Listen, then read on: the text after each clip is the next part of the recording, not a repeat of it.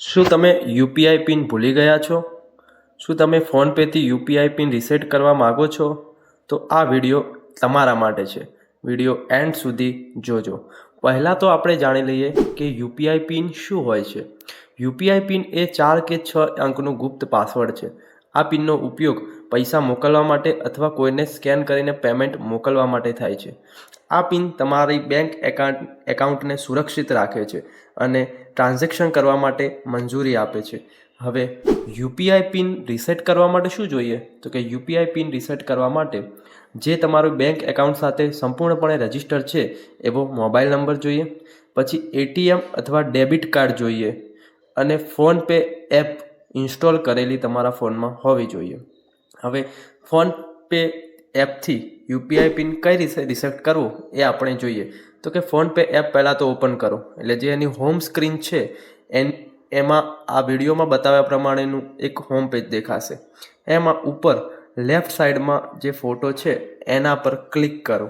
એટલે ક્લિક કરશો એટલે આ પ્રમાણેનો ઇન્ટરફેસ ખુલશે, જેમાં આ સ્ક્રીનમાં તમે બેંક એકાઉન્ટ જેવો એક ઓપ્શન જોવા મળશે.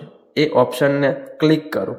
એ ઓપ્શન ક્લિક કર્યા બાદ તમારા જેટલા પણ બેંક એકાઉન્ટ આ ફોનપે નંબર સાથે રજિસ્ટર છે તે ફોનપે એકાઉન્ટ દેખાડશે. એ એકાઉન્ટમાં તમારે જે બેંકનો યુપીઆઈ પિન રીસેટ કરવાનો હોય એ સિલેક્ટ કરો. એ સિલેક્ટ કર્યા પછી તમને આ પ્રકારનું ઇન્ટરફેસ જોવા મળશે, જેમાં ઉપર 3 ડોટ દેખાશે. જેના પર તમે ક્લિક કરશો એટલે 2-3 ઓપ્શન ખુલશે, જેના અંદર રીસેટ યુપીઆઈ પિન નામનો એક ઓપ્શન હશે. જેના પર ક્લિક કરો. જે ક્લિક કરશો એટલે તમને થોડી ડિટેલ્સ માગશે, જેમાં ડેબિટ કાર્ડ ડિટેલ્સ એટલે કે આપણું જે એટીએમ કાર્ડ છે એની ડિટેલ્સ વેરીફાઈ કરવાની રહેશે. જેમાં તમારે ડિટેલ ભરવાની રહેશે અને એ વેરીફાઈ થયા બાદ તમને નવું યુપીઆઈ પિન સેટ કરવાનો ઓપ્શન આપશે.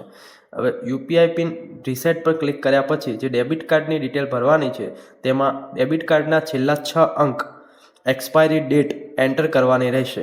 આ કર્યા પછી તમે પ્રોસીડ પર ક્લિક આપશો એટલે તમારા લિંક બેંક એકાઉન્ટમાં જે મોબાઈલ નંબર લિંક કરેલ હશે એના પર ઓટીપી જશે અને એ ઓટીપીથી વેરિફિકેશન કરવાનું રહેશે અને તમે સફળતાપૂર્વક આ યુપીઆઈ પિન રીસેટ કરેલું થઈ જશે, સક્સેસફુલ થઈ જશે અને તમને એક સફળતાપૂર્વક સેન્ડ અને પૈસા રિસીવ પણ કરી શકશો.